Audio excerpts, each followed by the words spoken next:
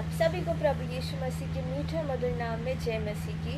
This is Ayesha George और आज हम इस आराधना को, इस सेशन को शुरुआत करने से पहले आइए हम अपने हाथों को जुड़े परमेश्वर से हम प्रार्थना करें। इस पर धन्यवाद धन्यवाद धन्यवाद करते हैं सारी अच्छे आशीषों के देने वाले हमारे महान स्वर्गीय अनुग्रहकारी दयालु प्रेमी पिता परमेश्वर। हम आपका लाखों लाख धन्यवाद करते हैं पिता, आज के समय के लिए जो आपने हमारे जीवन में दिया है पिता परमेश्वर। यहाँ हम आपके नाम को लेने वाले हो सके और आपकी आराधना स्तुति करने वाले हो सके और साथ ही साथ आपके जीवित वचन को पिता परमेश्वर हम पढ़ने वाले और इसमें से हम अच्छी भूमि पर उस पेड़ को जो आप चाहते हैं कि हम आपके नाम से उगाने वाले हो सके पिता परमेश्वर। मैं प्रार्थना करती हूँ पिता परमेश्वर, खास तौर से फेसबुक पेज के लिए पिता परमेश्वर, फेसबुक पेज के एडमिन के लिए पिता परमेश्वर, उन सभी को आपके हाथों में सौंपती हूँ पिता परमेश्वर, जिन्होंने ये ठीक समझा कि इस पेज के माध्यम से आपका नाम पिता परमेश्वर करोड़ों तक पहुँचने वाला हो सके पिता परमेश्वर। और मैं आज के इस सेशन को आपके हाथों में सौंपती हूँ पिता परमेश्वर। ये जो वचन आपने मेरे मन में डाला पिता परमेश्वर, होने दीजिए कि इससे कई लोग और रूहें बताई जाए पिता परमेश्वर। मैं प्रार्थना करती हूँ पिता परमेश्वर सेशन पर और यीशु मसीह के नाम से जो हमारा उद्धार करता है, इस प्रार्थना को मांगते हो सुनिए और ग्रहण कीजिए पिता, आमीन। आप सभी को जय मसीह की। आइए हम अपने इस सेशन को हम पहले आराधना के साथ शुरुआत करें। आइए हम प्रभु के उस महिमा में एक गीत गाएं। पे मेकर स्तुति करूं, स्तुति करूं, तू यहाँ कार्य कर रहा, तेरी स्तुति करूं, स्तुति करूं, तू यहाँ चल फिर रहा, तेरी स्तुति करूं, स्तुति करूं, तू यहाँ कार्य कर रहा, तेरी स्तुति करूं, स्तुति करूं। तू राह बनाता, चमत्कार करता, वाद निभाता, अंधकार हटाता, ऐसा खुदा तू मेरा दुश्मन। और तू राह बनाता, चमत्कार करता, वाद निभाता, अंधकार हटाता, ऐसा खुदा तू मेरा। तू यहाँ कल को छू रहा, तेरी स्तुति करूँ, स्तुति करूँ, तू यहाँ जीवन बदल रहा, तेरी स्तुति करूँ, स्तुति करूँ, तू यहाँ जीवन बदल रहा, तेरी स्तुति करूँ, स्तुति करूँ, तू यहाँ हर दिल को छू रहा, तेरी स्तुति करूं, स्तुति करूं। और तू राह बनाता, चमत्कार करता, वाद निभाता, अंधकार हटाता, ऐसा खुदा तू मेरा, हालेलुया। और तू राह बनाता, चमत्कार करता, वाद निभाता, अंधकार हटाता, ऐसा खुदा तू मेरा, तू मेरा, खुदा तू मेरा, खुदा तू मेरा, खुदा तू मेरा, खुदा तू मेरा, खुदा तू मेरा।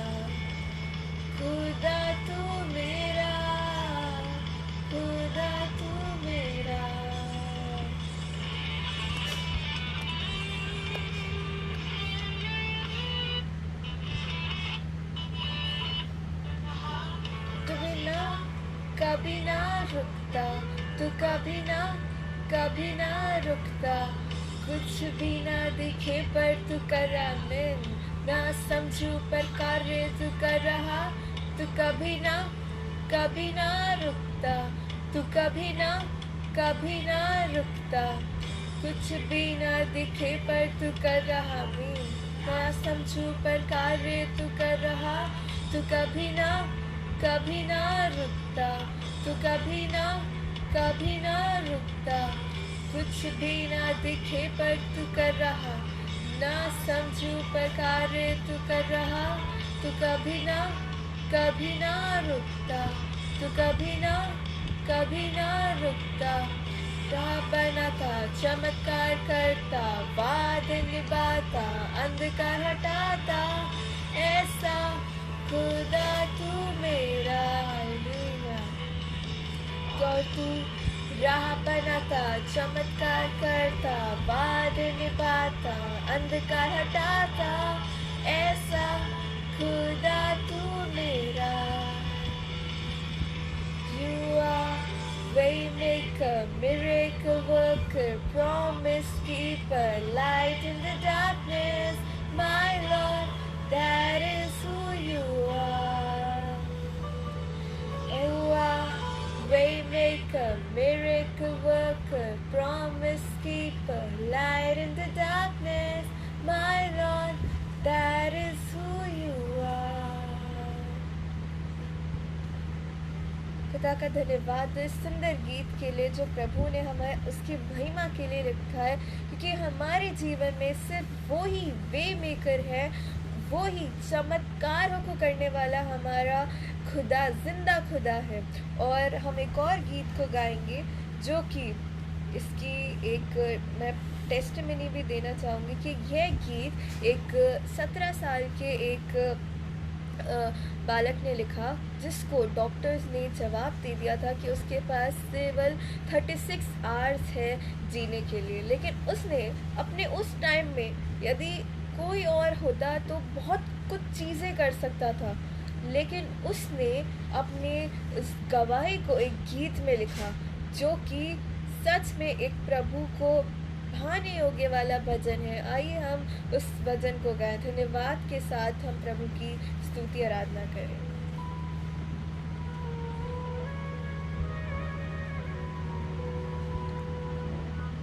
धन्यवाद के साथ स्तुति गाऊंगा, हे यीशु मेरे खुदा। उपकार तेरे हैं बेशुमार, कोटि कोटि स्तुति। धन्यवाद के साथ स्तुति गाऊंगा, हे यीशु मेरे खुदा।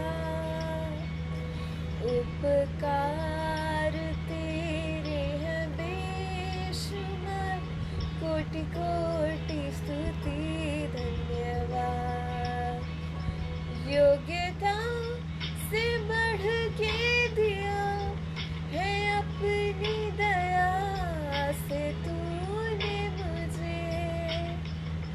योग्यता से बढ़ के दिया है अपनी दया से तूने मुझे।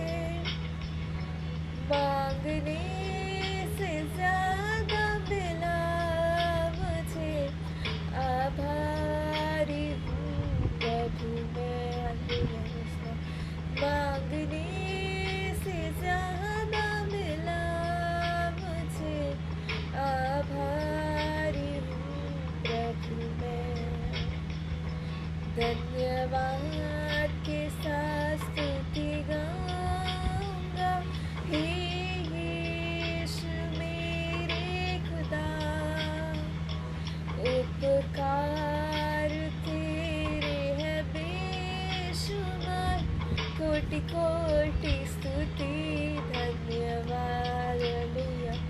तू है सच्चा जिंदा खुदा, है तुझ पर ही भरोसा मेरा। तू है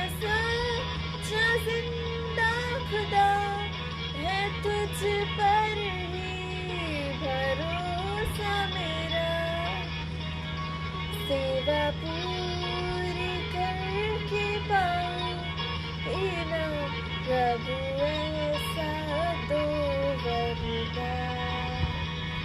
सेवा पूरी करके पाऊं इनाम प्रभु ऐसा दो वरदान। धन्यवाद के साथ स्तुति गाऊंगा हे यीशु मेरे खुदा। उपकार तेरे है बेशुमार, कोटि कोटि स्तुति धन्यवाद। कोटि स्तुति धन्यवाद, कोटि कोटि स्तुति धन्यवाद। खुदा का धन्यवाद इस सुंदर आराधना के गीतों के लिए जो उसने अपनी हमद सताइश के लिए हमें दी है, ताकि हम उसकी राह में और आगे बढ़ते जाएं और दृढ़ होते जाएं। आज का जो टॉपिक, जो कि एक टॉपिक ही नहीं बल्कि हमारी जीवन को जीने का एक मकसद होना चाहिए, बी एनलाइटन एंड अवेक, अर्थात जागरूक, जागते रहो और साथ ही साथ प्रभु में मगन भी रहो। क्योंकि हम जो कुछ भी सुने, हम अपना मन उन कथा कहानियों पे ना लगाएं, परंतु परमेश्वर के उस जीवित कलाम पे लगाएं जो कि उसने हमें हर एक विश्वासी को दिया है। इसे आज इस समय में हमें क्यों जागते हुए रहना है, इसके बहुत से उदाहरण हमें वचन में हमें बताता है कि क्यों इस घड़ी में हमें उन बुद्धिमान कुआरियों की तरह बिल्कुल तैयार रहने की ज़रूरत है। उस बी इनलाइटन का यही मतलब है कि हम जागरूक रहें और जागते रहें। जागरूक अर्थात हम वचन से हम आज आत्मिक रीति में सोते हुए ना पाए जाएं। और सबसे बड़ी बात कि आज हमें यदि हम जागरूक हैं तो हम किस में जागरूक है? क्या पवित्र आत्मा में हम जागरूक हैं या फिर आज भी हम आत्मिक दशा में सो रहे हैं? हमें आज स्पिरिचुअली अवेयर होने की ज़रूरत है ताकि हम पापों से खुद को दूर रखने पाए। क्योंकि जब हमें ये पता होगा कि हमें किस से दूर रहना है, वो हमें वचन में बताता है कि किन किन पापों से आज हमें दूर रहना है, तभी हम उन्हें ना कह पाएंगे और उनसे दूर रहेंगे। हमें व्यवस्था विवरण उसका 4 अध्याय उसकी 9 आयत में यह दर्ज है। यह अत्यंत आवश्यक है कि तुम अपने विषय में सचेत रहो और अपने मन की बड़ी चौकसी करो। कहीं ऐसा ना हो कि जो जो बातें तुमने अपनी आंखों से देखी उनको भूल जाओ और वह जीवन भर के लिए तुम्हारे मन से जाती रहे, किंतु तुम उन्हें अपने बेटों पोतों को सिखाना। इसलिए तुम अपने विषय में बहुत सावधान रहना, क्योंकि यहोवा ने तुमसे होरेब पर्वत पर आग के बीच में से बातें की, तब तुमको कोई रूप ना दिखाई पड़ा था। परमेश्वर हमें उस पुराने नियम से एक ही चीज़ बताते हैं कि तुम अपने मन की चौकसी करना, अपने विषय में सचेत रहना। यहाँ पर हमें हमारे नेबर के लिए नहीं कहा गया है, बल्कि कहा गया है कि अपने विषय में सचेत रहना और अपने मन की बड़ी चौकसी करना, ताकि ऐसा ना हो कि जो परमेश्वर ने वचन हमें बताता है, बहुत सी बातें उन भविष्यवाणियों को जब हम होता हुआ देखें तब भी हम सोए पड़े ना रहे कि अभी तो बहुत टाइम है, अभी हमारे पास अभी तो बहुत युग बचे हैं हमें। लेकिन जब हम उन बातों को जो वचन बताता है, जो यीशु मसीह ने अपने चेलों को बताई थी, उनका पूरा होता हुआ देखें, तो हम अपने मन की चौकसी करें और हम खुद भी सचेत हो जाए। हम अपने प्रार्थना का जीवन और मन फिराने वाला जीवन हम जिए, ताकि हम जो वचन हमें पहले से सावधान कर चुका है हम उनसे बचने पाए और पाप में अपना जीवन को व्यर्थ ना करें। इसीलिए अपने विषय में तुम सावधान रहो, कहीं ऐसा न हो कि तुम उस वाचा को भूलकर जो तुम्हारे परमेश्वर यहोवा ने तुमसे बांधी है, किसी और वस्तु की मूर्ति खोदकर बनाओ, जिससे तुम्हारे परमेश्वर यहोवा ने तुमको मना किया है। क्योंकि तुम्हारा परमेश्वर यहोवा भस्म करने वाली आग है, वह जल उठने वाला ईश्वर है। इसीलिए अपने परमेश्वर यहोवा की आज्ञा के अनुसार करने में चौकसी करना, ना तो दाहिने मुड़ना और ना बाएं। जिस मार्ग पर चलने की आज्ञा तुम्हारे परमेश्वर यहोवा ने तुमको दी है, उससे उस सारे मार्ग पर चलते रहो कि तुम जीवित रहो और तुम्हारा भला हो। परमेश्वर का वचन हमें वह सीख देता है कि किस रीति से हम अपने जीवन को जिए। और जब हमें परमेश्वर किसी वस्तु से हमें मना करता है कि यह मत खाना, उस पर मत करना, और हम देखते हैं कि पूरा वचन उसी का उदाहरण है कि जब जब लोगों ने परमेश्वर की आज्ञा का उल्लंघन किया, उनके साथ क्या क्या दुर्घटना घटी, और जिससे उनको ही नहीं बल्कि उनके पूर्वजों को, आज हम भी उस पाप का जो आदम हवा ने किया था उसी का दंड भोग रहे हैं। लेकिन जब वचन यह भी हमें होप देता है कि जब जब परमेश्वर की हम आज्ञा को मानेंगे, तब तब परमेश्वर हमें जीवित रखने, और जीवन क्या है परमेश्वर में, वह अनंत जीवन, जिसको यीशु मसीह भी हमें समझा के गए कि वह जल जो कभी सूखने का नहीं, जब उस जीवन वह अलाइवनेस जिसमें कभी भी, जैसे हम देखते हैं मृत्यु को जब हम सोचते हैं तो हमें निराशा और सारी नेगेटिव थॉट्स आते हैं, लेकिन जब हम सोचते हैं अनंत जीवन, वहाँ पर वह स्वर्ग में परमेश्वर के राज्य में, जब उसके ही लोग जो उसकी आज्ञा को मानते हैं, इस वचन के कहे अनुसार चलते हैं, अपने आप की आत्मा में सोए हुए नहीं परंतु जागरूक है, वह परमेश्वर को भाते हैं। और वह भी अपने हर एक बच्चों की आज परमेश्वर राह ताक रहा है कि कब वह परमेश्वर का वचन सुनेंगे, वह उनकी आवाज़ को पहचानेंगे और वह जग जाएंगे।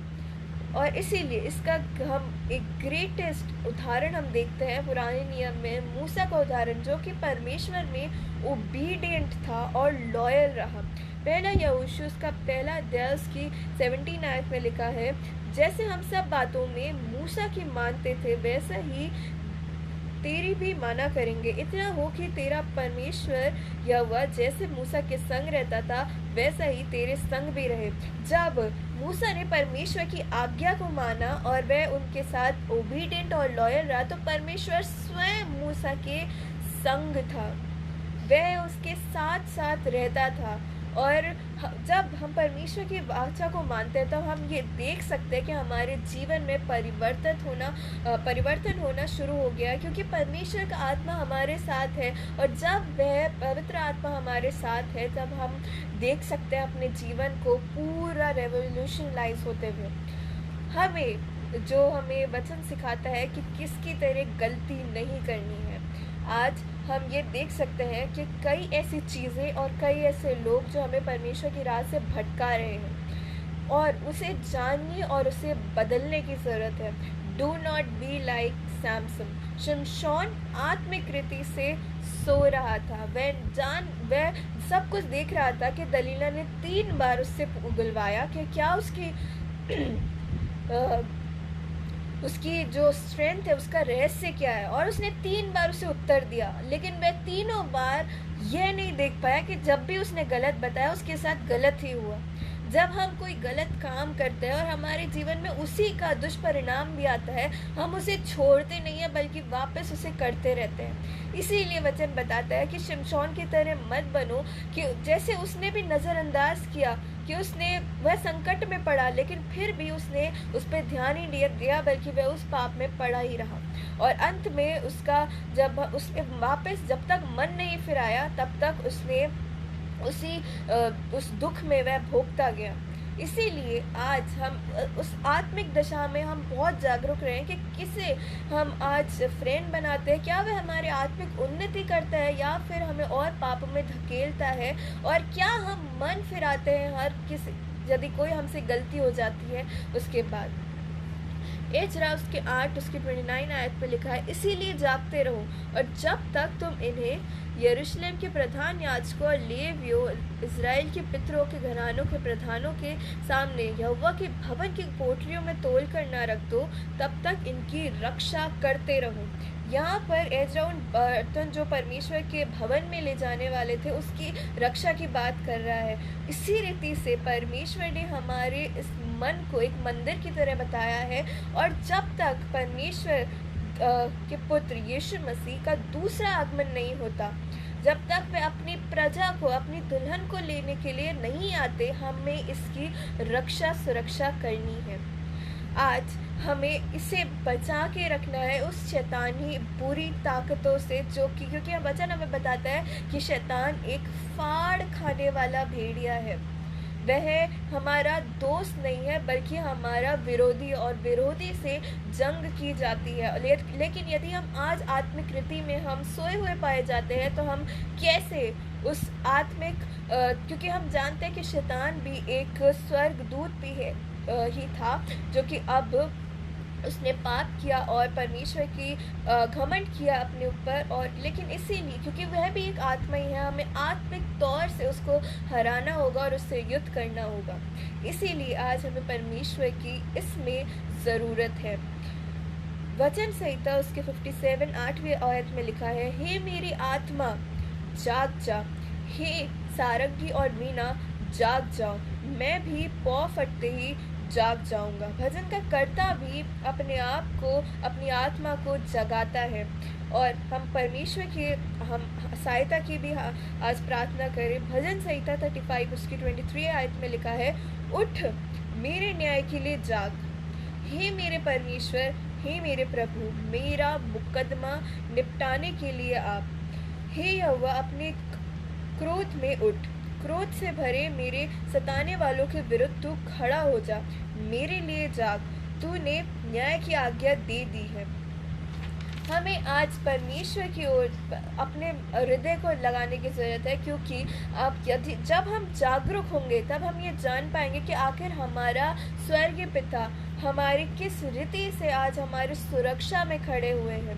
हम ऐसी चीज़ों पे रोते हैं जो कि हमें नहीं मिलती, लेकिन हम ऐसी कितनी चीज़ें हैं जो कि परमेश्वर ने हमारे अनजाने में ही कर दी है, लेकिन हम उसके लिए उन्हें थैंक यू तक नहीं कहते हैं। इसीलिए हमें परमेश्वर की आज ग्रेटफुल हृदय से उनकी आराधना, स्तुति और प्रशंसा और प्रार्थना करने की ज़रूरत है। उस अय्यूब की कहानी की ओर जब हम देखते हैं, तब हम यह देख सकते हैं कि उसे नहीं पता था कि आत्मिक जो दुनिया है उसमें क्या हो रहा है, क्या शैतान ने उसके लिए कहा है, क्या परमेश्वर और शैतान का विवाद हो रहा है उसके लिए। उसे नहीं पता था उस कि आत्मिक दुनिया में क्या हो रहा है, लेकिन उसने सिर्फ और सिर्फ अपने आप को, अपने हृदय को इस रीति से तैयार किया कि चाहे कुछ हो जाए, ऐसी थिंकिंग, ऐसा जब ही हम जब हमारी आत्मा में इतने दृढ़ होंगे, तभी हम उस अय्यूब की तरह बन पाएंगे इस कठिन समय में भी,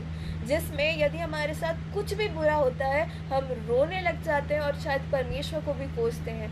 इसीलिए आज हमें भी अय्यूब की तरह अपनी आत्मिक रीति से खुद को इतनी स्ट्रॉन्ग बना लेने की ज़रूरत है, ताकि जब हम जानते हैं कि वह रेवोल्यूशन में जो बुरा वक्त आने वाला है उसमें हम अपने आप को तैयार कर पाएँ। आज से ही हम ना कहकर बुरी चीज़ों को, बुरी आदतों को और परमेश्वर की ओर, जो कि हम नहीं भी जानते हैं कि आखिर आज परमेश्वर कितनी बुरी ताकतों से हमें बचा रहा है, हम उन सब चीज़ों को कभी नहीं देख पाएंगे, हमें पता भी नहीं लगेगा, लेकिन हम इस विश्वास में परमेश्वर की हम आत्मिक तौर से बढ़ते जाएं, उस पर विश्वास रखें कि हाँ, परमेश्वर ने यदि मुझसे ये लिया है तो इससे दुगना वह अपने बेटे के लिए देगा।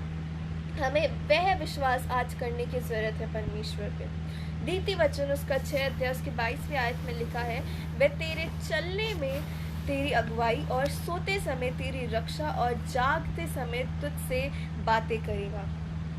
हमें परमेश्वर की वह बात आज सुनने की ज़रूरत है। जब वह हमसे हमारे जागते समय, जब हम जागरूक हो, हम परमेश्वर में इतने बढ़ते जाएं कि जब वह हम उसकी आवाज़ हम सुनने पाए और हम उसमें ओर चलने पाए, ताकि हम उस बुरे रास्ते को, जिससे आज संसार वह सकड़ा मार्ग, एक बहुत ही चमकीला मार्ग, अट्रैक्टिव मार्ग, उसे हम ना कहने पाए और परमेश्वर की आज्ञा जो वह हमसे कहता है हम उससे सुनने पर उस पे हम ध्यान लगाने पाए।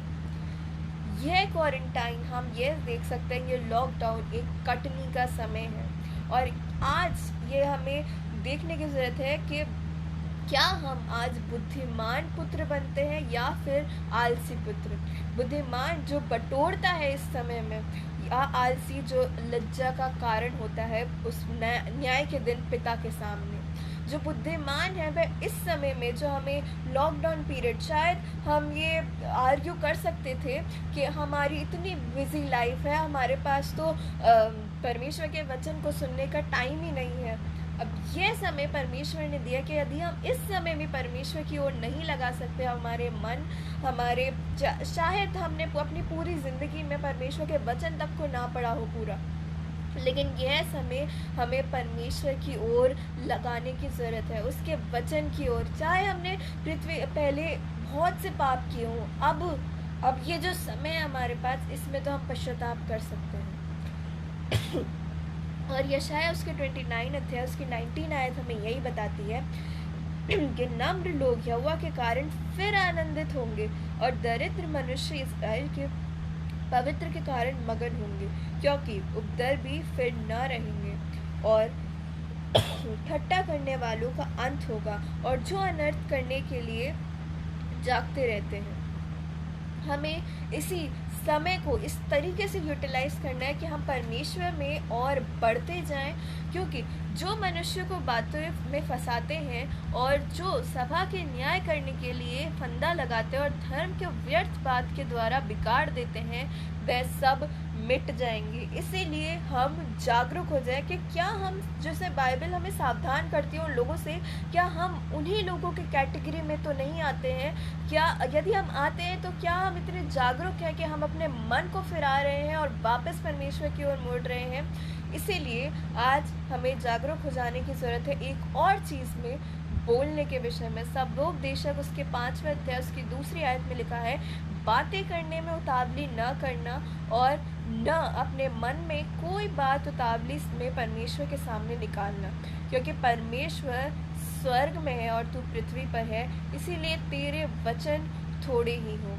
हमें बहुत सी ऐसी बातें हैं जो कि हम बिना सोचे समझे करते हैं, क्योंकि हमें वचन का ज्ञान ही नहीं है। इसीलिए आज हम जागरूक हो जाएं परमेश्वर के उस वचन में, और जिस रीति से परमेश्वर हमें कहते हैं, क्योंकि परमेश्वर स्वर्ग में है और वह अति पवित्र है, हम उसी मर्यादा के साथ परमेश्वर के सम्मुख आएँ और जागते रहें, क्योंकि यह उसे भाता है।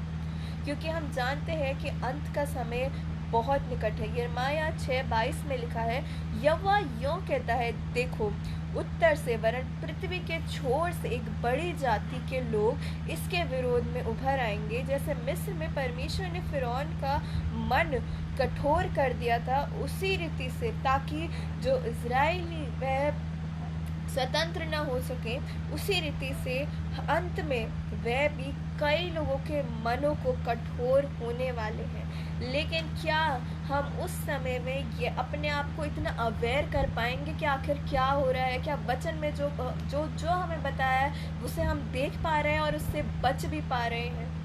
इसीलिए, और स्पेशली हम युवाओं के लिए यह समय सबसे ज़्यादा कठिन है, क्योंकि हम देख रहे हैं कि बहुत से ट्रेंड जो कि वचन के, जो परमेश्वर की शिक्षा है उससे बिल्कुल उलटे हैं, वह उसे उभरता हुआ, जिसे कोई किसी को भी उससे ऑब्जेक्शन नहीं है, उसे हम देख सकते हैं। और इसीलिए आज हमें उस जागते हुए और साथ ही साथ परमेश्वर के उस पुत्र दानियल की तरह आज बनने की ज़रूरत है, जिसने राजा के सामने न कहना सीख लिया था।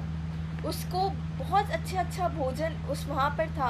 और ये बात वह है कि जब हमारी पूरी जब हम एक युवा हैं और हमारी पूरी कम्युनिटी में यदि हमें ऐसा माना जाता है कि तुम तो कुछ ज़्यादा ही परमेश्वर के वचन में चल रहे हो, उस समय क्या हम ये कह पाएंगे कि हाँ, क्योंकि परमेश्वर ने हमें ये जीवन दिया है? क्या हम उस वक्त ये खुद को परमेश्वर का एक जन कहने पाएंगे, या फिर हम उन्हीं की में हाँ मिलाने पाएंगे? इसीलिए ये वचन और आज का समय खुद को जागरूक करने का वह समय दिया गया है। वहाँ पर दानियल सिर्फ एक ही व्यक्ति नहीं चुना गया था, बहुत से युवा थे और उन सब ने राजा का वह भोजन खाया। लेकिन सिर्फ दानियल में ही वह आत्मिक जागरूकता थी कि इसे खाकर मैं करप्ट हो जाऊंगा, अशुद्ध हो जाऊंगा, इसलिए मुझे इससे दूर रहना है। आज बहुत से ऐसे ट्रेंड और बातें हैं जो कि नॉर्मल है, लेकिन क्या हम आज, जब हमारे पास वह समय आएगा, यदि कोई ऐसी सिचुएशन है, क्या हम उस समय में न कहने पाएंगे? क्या हम अपनी स्पिरिचुअल हम इतने स्ट्रॉन्ग हैं या नहीं? इसीलिए ये टाइम, यह हमें सोचने और विचारने का है। दानियल उसके 12 अध्याय उसकी 10 आयत में लिखा है, बहुत से लोग तो अपने को निर्मल और उजले करेंगे और स्वच्छ हो जाएंगे, परंतु दुष्ट लोग दुष्टता ही करते रहेंगे, और दुष्टों में से कोई ये बातें न समझेगा, परंतु जो बुद्धिमान है वही समझेंगे। इसीलिए आज हमें वचन कहता है कि बुद्धिमान हो जाओ, बोलो तुम कब तक भोले रहोगे। और इसीलिए आज हम बुद्धिमान, और बुद्धिमान हम तभी होंगे जब हम वचन को पढ़ेंगे।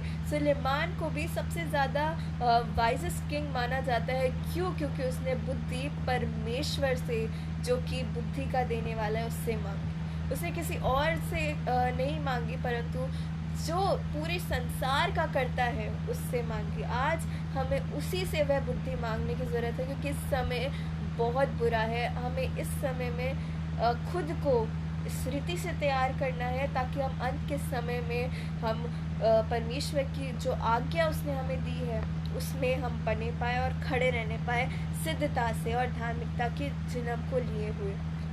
हमें हर एक चीज़ में परमेश्वर की ओर रेडी रहना है। योना उसका पहला अध्याय 6 आयत में लिखा है, तब मांझी उसके निकट आकर कहने लगा, तू भारी नींद में पड़ा हुआ क्या करता है? उठ, अपने देवता की दुहाई दे।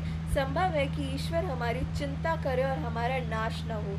जब हमारे देश में, हमारे जीवन में भी, हमारे पूरे सराउंडिंग्स में हम एक बहुत बड़ा संकट को देख रहे हैं, क्या हम योना की तरह भारी नींद में पड़े हुए हैं? और जब वह भारी नींद में पड़ा हुआ था, क्या करता है? और जब वह मांझी आकर उसे बोलता है, तब उसे यह कहता है कि अपने देवता की दुहाई दे कि वह ईश्वर हमारी सुने और हमारी चिंता करे। उसी रीति से इस कोरोना काल में, जिसमें बहुत से लोगों ने अपनों को खो दिया, बहुत से लोगों ने अपने काम काजों को खो दिया, बहुत सी चिंताओं का विषय आज हमारे चारों ओर, बहुत से संकट हमारे चारों ओर हैं, क्या हम भी उस भारी नींद में पड़े हुए हैं? क्यों हम आज परमेश्वर की दुहाई नहीं देते? क्यों हम आज आत्मिक तौर पे आज सोए हुए हैं? हमें आज उठकर अपने परमेश्वर की दुहाई देनी है, ताकि हम परमेश्वर हमारी चिंता करें और हमारा उद्धार हो सके, क्योंकि हमें नहीं पता कि हम कब अंतिम श्वास लेंगे। इसीलिए आज जब हमारे पास समय है, हमें परमेश्वर ने अच्छी हम बुद्धि दे रखी है, हम हर चीज़ की हमें सुख सुविधा दे रखी है, लेकिन फिर भी क्यों हम अपने परमेश्वर की दुहाई नहीं दे रहे हैं? क्यों हम आज योना की तरह भारी नींद में सोए हुए हैं? मत्ती उसके 24:42 में लिखा है, इसीलिए जागते रहो, क्योंकि तुम नहीं जानते कि तुम्हारा प्रभु किस दिन आ जाएगा। और मत्ती 25 उसकी 13 में लिखा है, इसीलिए जागते रहो, क्योंकि तुमने उस दिन को, क्योंकि तुम ना उस दिन को जानते हो, ना उस घड़ी को। वह सिर्फ और सिर्फ पिता जानता है कि वह घड़ी कब आने वाली है।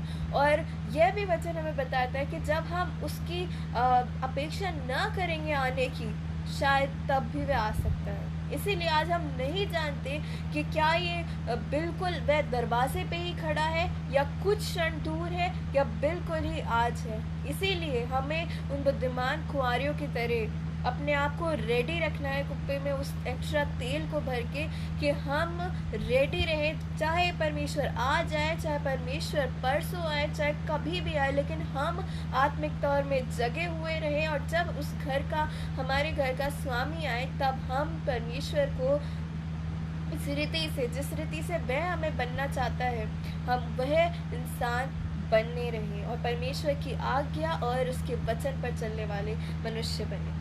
मरकुस उसके 13 उसके 33 35 आयत में लिखा है, देखो जागते और प्रार्थना करते रहो, क्योंकि तुम नहीं जानते कि वह समय कब आएगा। इसीलिए जागते रहो, क्योंकि तुम नहीं जानते कि घर का स्वामी कब आएगा, सांझ को, आधी रात को, या मुर के बाद देने के समय, या भोर को, हम नहीं जानते। लेकिन क्या वचन बताता है कि जागते रहो और प्रार्थना करते रहो, ताकि हम परमेश्वर की राह जोतते रहें कि कब हमारा परमेश्वर, हमारा स्वामी हमें लेने को आएगा। क्योंकि वचन बताता है कि हम इस संसार के नहीं हैं। यदि हम इस संसार के होते तो संसार हमसे प्रेम रखता है, लेकिन परमेश्वर के पुत्र यीशु मसीह ने इस संसार को जीत लिया है और हमें एक प्राइज़ दिया है कि उसकी मौत से कि हम उद्धार को प्राप्त करने पाएँ। इसीलिए हम जागते रहे, परमेश्वर की ओर प्रार्थना करने में अपने समय को बिताएं। और इसीलिए यीशु मसीह हमें बताता है कि यीशु मसीह ने बहुत से जो धार्मिकता में थे, अब्राहम, लूत, उनका उदाहरण ना देते हुए नए नियम में यह कहा है कि रिमेंबर लॉट्स वाइफ, लूत की पत्नी को स्मरण रखो। आखिर क्यों परमेश्वर के पुत्र ने वहाँ लूत की पत्नी को कहा है कि उसको स्मरण रखो? क्योंकि वह दिखावा कर रही थी अपने आत्मिकता में, लेकिन वह थी अपने मन को संसारिकता में लगाया हुआ था। और इसीलिए क्योंकि उसका मन वहाँ था, उसने पीछे मुड़ के देखा और उसने परमेश्वर की आज्ञा का उल्लंघन किया और वहीं के वहीं उसे नमक का खंभा बना दिया गया। जब हम परमेश्वर की राह में चलते हैं तब हम दो कश्तियों में ना हो, क्योंकि कोई भी मनुष्य दो स्वामियों की सेवा नहीं कर सकता। इसीलिए आज हम चुन लें कि हम किसकी सेवा करेंगे। क्या हम अपने जिसे हम जी रहे हैं संसारिक जीवन में, हम उसी को जीते जाएं, या फिर हम परमेश्वर पे खुद को इतना दृढ़ बना लें कि हम, यदि कोई हमें उससे अलग बात बताए तो हम कहने पाए कि यह परमेश्वर का मार्ग है और हम इसी में चलेंगे, हम इसी में दृढ़ हैं। लूका 21:36 में लिखा है, इसीलिए जागते रहो और हर समय प्रार्थना करते रहो कि तुम इन सब आने वाली घटनाओं से बचने और मनुष्य के पुत्र के सामने खड़े होने के योग्य बनो। हम इन सब भविष्यवाणियों के पूरे होते हुए जिसे हम देख रहे हैं, हम उससे बचें और साथ ही साथ जब हमारा न्याय का दिन जब आएगा, हम यीशु मसीह के सामने खड़े होने के योग्य रहें। लूका उसके 12:37-38 में लिखा है, धन्य है वह दास जिसे स्वामी आकर जागते पाए। मैं तुमसे सच कहता हूँ, वह कमर बांधकर उन्हें भोजन करने को बिठाएगा और पास आकर उनकी सेवा करेगा। आमीन, हालेलुया। यहाँ पर हमें परमेश्वर बीच में नहीं छोड़ देते हैं कि तुम्हें सिर्फ जागते रहना है, परंतु संपूर्ण रीति से परमेश्वर बताते हैं कि यदि तुम जागते रहोगे तो मैं तुम्हें वह जीवन का मुकुट दूंगा।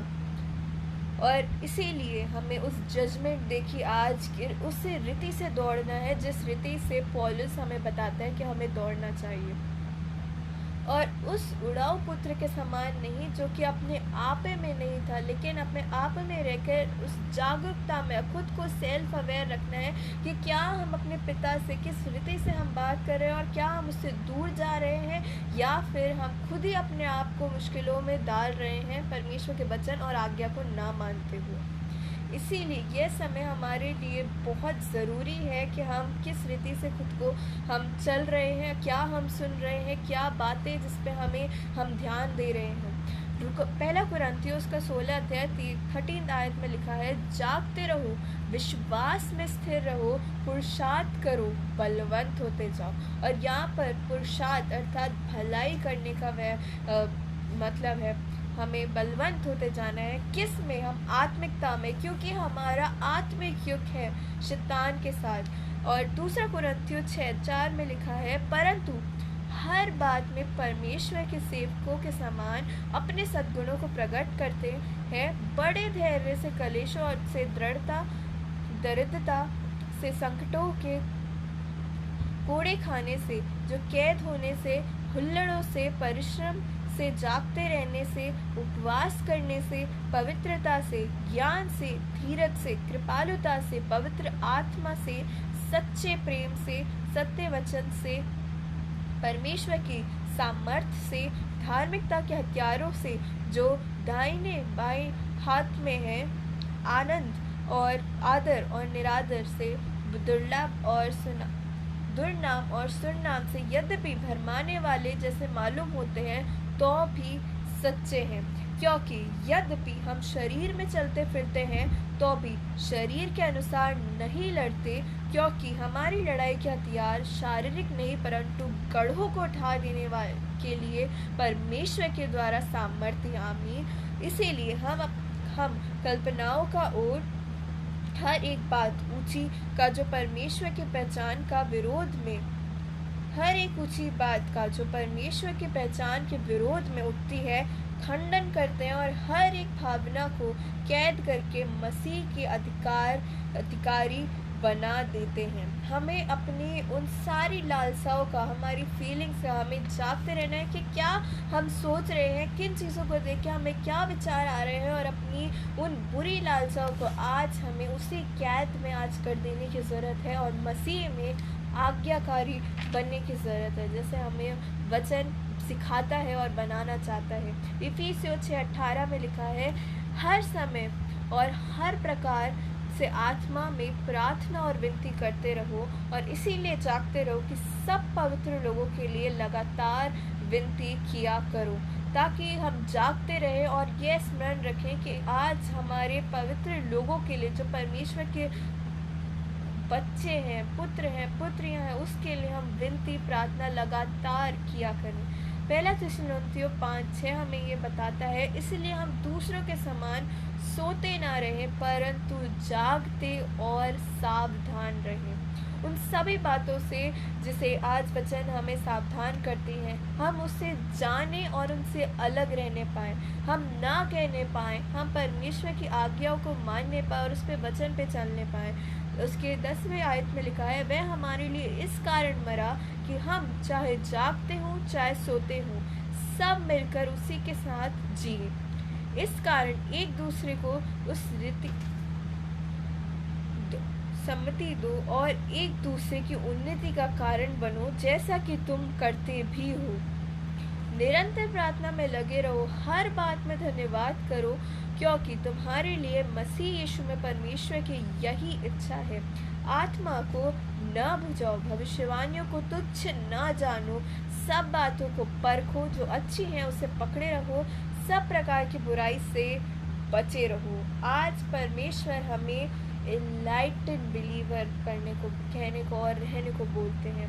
मैं चाहते हैं कि हम उस पर प्रार्थना में लगे रहें, हम हर बात पे परमेश्वर में ग्रैटिट्यूड से हर एक बात को ग्रहण करें, और जो मसीह यीशु का जो बलिदान है हम उसे व्यर्थ न ठहराएं। और अंत में पहला पत्रस 5:8 में हमें प्रेरित पौलुस हमें ये बताते हैं कि सचेत रहो और जागते रहो, क्योंकि तुम्हारा विरोधी शैतान गरजने वाले सिंह के समान इस खोज में रहता है कि किसको फाड़ खाए। इसीलिए वचन बताता है कि जागते रहो, आत्मा में भविष्यवाणियों को तुच्छ न जानो, आत्मा को न बुझाओ, बल्कि जागते रहो और परमेश्वर में बढ़ते जाओ। और अंत में इस आयत को हम कह के इस सेशन की समाप्ति करना चाहूँगी।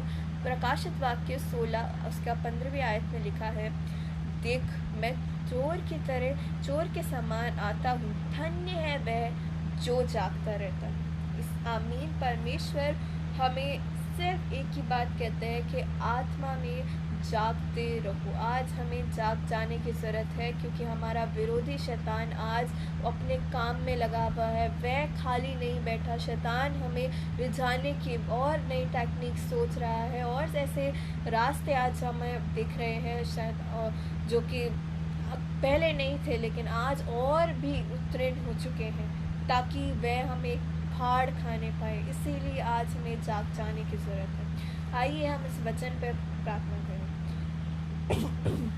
धन्यवाद धन्यवाद धन्यवाद करते हैं सारे अच्छे आशीर्वाद देने वाले हमारे महान सर्जन दयालु प्रेमी पिता परमेश्वर आपका लाखों लाख धन्यवाद करते हैं आज के सुंदर समय के लिए जो आपने हमें जीवन में दिया है पिता परमेश्वर। मैं खास तौर से प्रार्थना करती हूँ इस फेसबुक पेज का और इस फेसबुक पेज के एडमिन्स का पिता परमेश्वर, जिन्होंने होने दिया कि आपका नाम और आपका कलाम यहाँ आप इस पेज पर के माध्यम से कई लोगों तक पहुंचने वाला हो सके पिता परमेश्वर। कई ज़िंदगियां जो आज भी सोई हुई हैं वह जागने पाएँ पिता परमेश्वर। इस वचन के लिए हम खास तौर से प्रार्थना करते हैं पिता परमेश्वर कि ये वचन उस अच्छी भूमि पे उगे और 100 गुना फल लाने पाए पिता परमेश्वर। और मैं प्रार्थना करती हूँ पिता परमेश्वर इस देश के हालात के लिए पिता परमेश्वर, जिन जिनकी प्रेयर रिक्वेस्ट है उन सभी के लिए प्रार्थना करती हूँ पिता परमेश्वर। नाम ब नाम आपके सारे बच्चों को पिता परमेश्वर, आपके सारे जनों को आपके हाथों में सौंपती हूँ पिता परमेश्वर।